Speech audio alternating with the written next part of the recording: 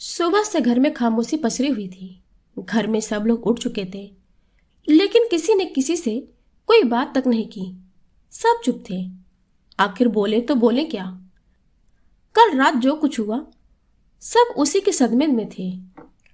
रोज सुबह सुबह तानों के बगैर जिसकी शुरुआत नहीं होती, वो सासू माँ रजनी जी आज खामोशी से अपनी पूजा पाठ कर रही थी। और रोज माँ की हाँ में हाँ मिलाने वाला बेटा प्रवीण अखबार में आंख गड़ाए बैठा हुआ था। और शालिनी, हाँ, उसकी दिनचर्या में कोई फर्क ही नहीं था। वो रोज इस समय रसोई में सबके लिए नाश्ता तैयार कर रही होती थी, और आज भी रसोई में सबके लिए नाश्ता तैयार कर रही थी। पर नाश्ता बनाते बनाते हाथ तेजी से चल रहे थे, पर उससे भी ज्यादा तेजी से उसका दिमाग चल रहा था। आज उसके काम की तेजी देखकर उसका पति और सासू माँ दोनों हैरान थे। एक दो बार दोनों ने एक दूसरे को देखा भी और इशारों ही इशारों में पूछा भी कि आखिर बात क्या है, करने क्या वाली है ये। पर दोनों को ही नहीं पता था, इसलिए चुप थे। शालिनी ने फटाफट नाश्ता बनाया और टेबल पर परोस दिया, पर किसी से कुछ कहा नहीं और अपने कमरे में चली गई। नाश्ता देखकर सासू माँ अपनी पूजा समाप्त कर नाश्ता करने बैठ गई। प्रवीण को भी सासू माँ ने इशारे से ही कहा कि वह भी आकर नाश्ता कर ले, तो प्रवीण भी अपनी माँ के पास ही आकर बैठ गया और नाश्ता करने लगा। इधर शालिनी अपने कमरे में जाकर बैठ गई। बैठे बैठे ही उसे वो दिन याद हो आया जब शादी के 15 दिन बाद उसके माता पिता उससे मिलने के लिए उसके ससुराल आए थे। उस समय शालिनी अपने कमरे में अलमारी में अपना सामान जमा रही थी। साथ ही उसमें अपने सोने के गहने भी पलंग पर ही रख रखे थे, ये सोचकर कि इन्हें सासू माँ को संभालने के लिए दे देंगी। लेकिन जैसे ही उसने सुना कि उसके माता पिता उससे मिलने आए हैं, तो अपना सामान वैसा ही छोड़कर बाहर दौड़ी चली आई। कुछ देर बाद उसकी ननद की बेटी, जो कि 5 साल की थी, वो खेलते खेलते उसके कमरे में आ गई और वहां रखे सामान से खेलने लगी। आखिर बच्चे ही तो थी। खेलते खेलते ही उसने हार उठा लिया और उसे बाहर लेकर आ गई। उसे ननद ने देख लिया और उसकी नीयत उस हार पर खराब हो गई। उसने फटाफट उससे हार लेकर अपने आंचल में छिपा लिया। थोड़ी देर बाद शालिनी अपनी मम्मी को लेकर अपने कमरे में आई तो उसकी मम्मी ने टोका, शालिनी, तुमने गहने ऐसे कैसे रख रखे हैं? बेटा, ऐसे सामान खुला नहीं छोड़ते, इन्हें संभाल कर रखो। जी मम्मी, आप बैठो तो सही। कहते कहते शालिनी गहने उठाने लगी तो हैरान रह गई। उसका हार गायब था। वो फटाफट अपना हार ढूंढने लगी तो उसकी मम्मी ने कहा, क्या ढूंढ रही है बेटा? मम्मी, मेरा सोने का हार नहीं मिल रहा। वो जो आपने दिया था यहीं पर तो रखा था। ये बात अंदर आती हुई सासू माँ ने सुन ली और उन्होंने एक पल नहीं लगाया हंगामा करने में। कमरे में आते ही चिल्लाते हुए बोली, तुमने ऐसे कैसे हार गुमा दिया बहू? तुम इतनी लापरवाह कैसे हो सकती हो? उनकी आवाज सुनकर शालिनी एकदम चुप हो गई तो उसकी मम्मी बोली, समधन जी, थोड़ी शांति रखिए, यही कहीं रखा होगा। माफ करना समधन जी, आपने अपनी बेटी को कुछ भी नहीं सिखाया है। उसे ये तक नहीं पता कि अपने सोने के गहनों को इस तरह लापरवाही से नहीं रखते। रजनी जी इतनी जोर से चिल्ला रही थी कि उनकी आवाज सुनकर शालिनी के पापा और प्रवीण भी कमरे में आ गए। शालिनी की मम्मी ने हिम्मत कर रजनी से कहा, अभी थोड़ी देर पहले इस कमरे में से बच्ची खेलते हुए बाहर आई है, क्या पता उसने कहीं। खबरदार समधन जी, अपनी चोरी का इल्जाम मेरी नातिन पर लगाया तो। आप जैसे लोग खुद अपनी बेटी के घर में आकर चोरी करते हैं और इल्जाम दूसरों पर लगाते हैं। मम्मी जी, आप ऐसे कैसे मेरी मम्मी पापा पर चोरी का इल्जाम लगा सकती हैं? शालिनी के इतना कहते ही रजनी जी ने जोर जोर से चीखना चिल्लाना शुरू कर दिया। लेकिन मजाल की उसकी ननद ने एक बार भी अपना मुंह खोला हो। यहां तक कि जब वो छोटी सी बच्ची आगे बढ़कर कुछ बोलने लगी तो उसे खींचकर दूसरे कमरे में ले गई, यह कहते हुए कि छोटी बच्ची पर इन सब बातों का गलत असर होगा। बात बढ़ती देखकर शालिनी के माता पिता ने हाथ जोड़ लिए और वहां से रवाना हो गए। जब शालिनी उनके साथ जाने को हुई तो उन लोगों ने उसे समझाकर अपनी कसम देकर वहीं रोक दिया। उस दिन के बाद से उसने मायके की शक्ल तक नहीं देखी, क्योंकि सासू माँ ने सारे रिश्ते खत्म कर दिए। प्रवीण अपनी माँ की बात कभी काटता नहीं था, तो उसने भी कुछ नहीं कहा। लेकिन कल रात रजनी जी के न्योते पर ननद नंदोई जी घर पर खाना खाने आए हुए थे। वो सब लोग बैठकर खाना खा रहे थे और शालिनी सबको खाना परोस रही थी, जबकि ननद की बेटी खाना खाकर अपनी मम्मी के मोबाइल पर गेम खेल रही थी। उसी समय नंदोई जी ने शालिनी के बनाए हुए खाने की तारीफ की, तो पता नहीं रजनी जी को क्या सूझी, जो वह उस समय भी शालिनी को ताने मारने से बाज नहीं आई। खाना बनाना तो मैंने इसे सिखाया है, नहीं तो आता ही क्या था। आखिर चोरों के खानदान से जो ठहरी। इसके मम्मी पापा को तो अपनी ही बेटी के ससुराल में आकर बेटी का हार चुराते शर्म भी नहीं आई। यह बात ननद की बेटी भी सुन रही थी, जो उस समय मोबाइल पर गेम खेल रही थी। फिर पता नहीं उसे क्या सूझी। मोबाइल खेलते खेलते ही वह शालिनी से बोली, मामी, आपके मम्मी पापा चोर हैं क्या?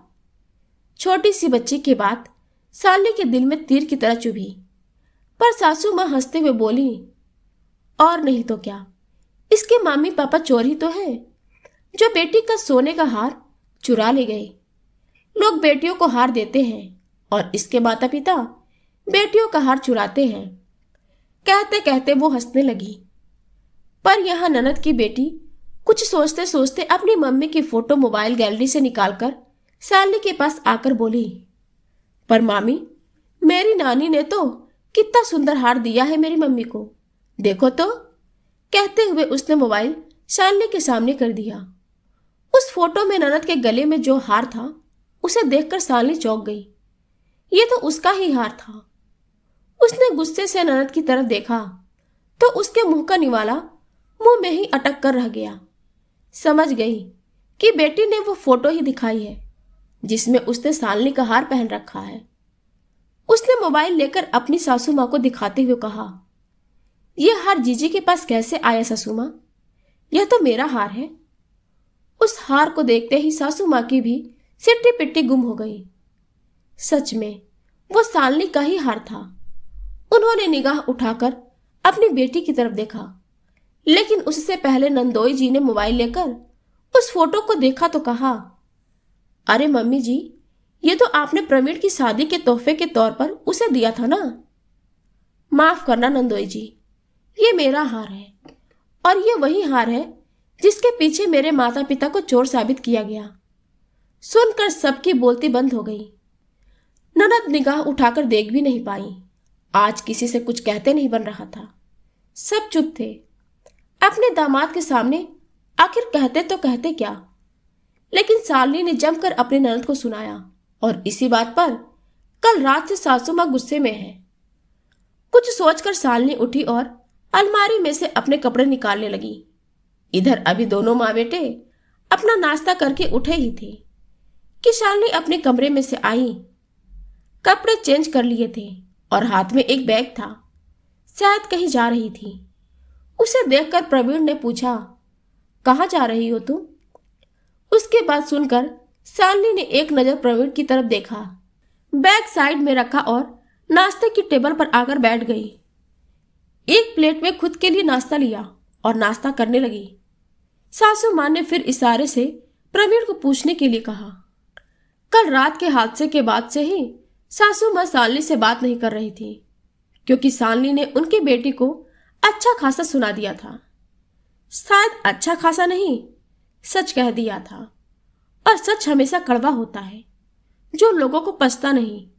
बस रजनी जी को भी सच पचा नहीं। आखिर अपनी माँ का इशारा पाकर प्रवीण ने दोबारा शालिनी से पूछा, मैंने तुमसे कुछ पूछा है, कहाँ जा रही हो?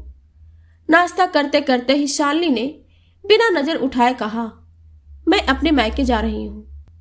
आखिर 2 साल होने को आए मुझे अपने मम्मी पापा से मिले हुए।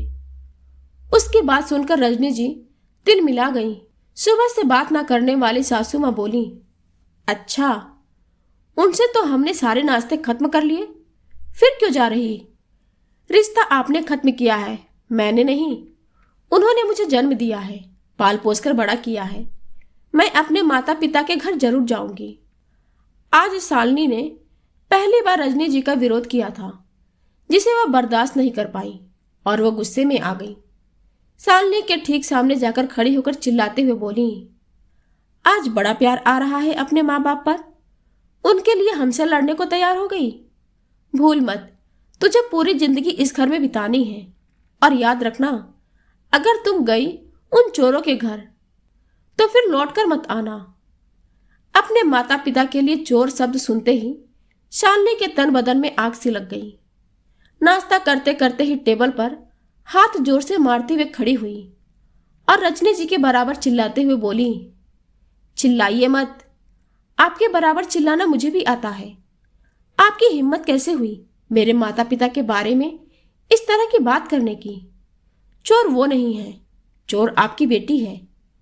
खबरदार बहू, अगर तूने मेरी बेटी के लिए कुछ कहा तो वो इस घर की बेटी है, उसका इस घर पर बराबरी का हक है। क्या हुआ अगर उसने वो हार सेट ले लिया तो? इस घर के सामान पर उसका भी हक है, उस पर इतना हंगामा क्यों कर रही है? सासू माँ अभी भी अपनी बेटी की तरफदारी कर रही थी, जिसे देखकर शालिनी ने भी कहा, बिल्कुल सासू माँ, आपके घर के सामान पर आपकी बेटी का हक है, यहां तक कि आपके घर पर भी आपकी बेटी का बराबर का हक है। पर आप भूल रही हैं कि उसने जो हार चुराया था वो आपकी बहू का था और आपकी बहू के मायके से आए हुए सामान पर उसका कोई हक नहीं था। फिर भी उसने इतनी आसानी से उसे इस तरह चुरा लिया और इतना बड़ा तमाशा हो जाने के बावजूद भी बेशर्म की तरह चुपचाप बैठी तमाशा देखती रही। और क्या कह रही हैं आप? क्या हुआ जो उसने मेरा हार सेट ले लिया? तो उस हार सेट के पीछे आपने मेरे मायके से रिश्ता तोड़ दिया। मेरे माता पिता को कितना कुछ सुनाया। वो कहते रहे कि समधन जी हमने कुछ नहीं किया, लेकिन आप तो सुनने का नाम ही नहीं ले रही थी। मैं तो उसी दिन ये रिश्ता भी तोड़ चुकी होती, लेकिन मेरे माँ बाप ने अपनी कसम देकर मुझे चुप करा दिया, यह कहकर कि हमारे पीछे अपना रिश्ता मत खराब कर। उस दिन तो बड़ा हंगामा कर रही थी आप, आज क्या हो गया सासू माँ? आपने तो बड़े डंके की चोट पर सीना ठोक कर कहा था कि हम किसी चोर के साथ रिश्ता नहीं रखते, तो आज क्या हो गया? आज आपकी बेटी चोर साबित हो चुकी है, तो अब उससे कब रिश्ता तोड़ेंगे आप? अब की बार रजनी जी थोड़ा ठंडा पड़ते हुए बोली, बहू वो मेरी बेटी है और खून के रिश्ते ऐसे नहीं तोड़े जाते। खून के रिश्ते? मेरा भी मेरे माता पिता के साथ खून का ही रिश्ता है। अब तो तब और अब में बहुत फर्क आ गया सासू माँ। तब मेरे मायके वाले थे और अब आपकी बेटी है। खुद की बेटी से रिश्ते तोड़ने नहीं बन रहे और बहू के मायके वालों से रिश्ता तोड़ने में एक पल नहीं लगाया आपने। बस अब और नहीं, मुझे रोकने की कोशिश भी मत करना। जिस दिन अपनी बेटी से रिश्ता तोड़ लो उस दिन बोलना। कहकर शालिनी अपने बैग की तरफ बढ़ी और अपना बैग लेकर घर के बाहर रवाना हो गई। रजनी जी ने गुस्से से मोबाइल उठाकर बोली, इसके माता पिता को ही फोन करने दो।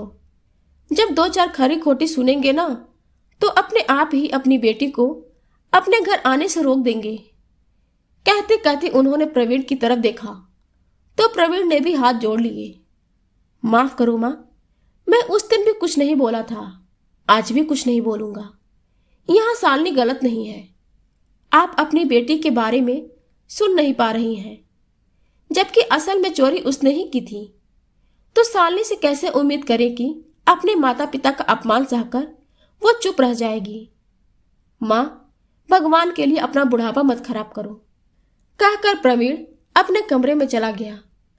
रजनी जी से कुछ कहते ना बना, क्योंकि आज पहली बार बेटे ने भी पलटकर जवाब दिया था और रजनी जी के पास मोबाइल अब एक तरफ रखने के अलावा कोई चारा नहीं था।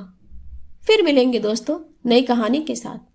वीडियो अच्छी लगी हो तो वीडियो को लाइक करें, कमेंट करें और सब्सक्राइब करना ना भूलें।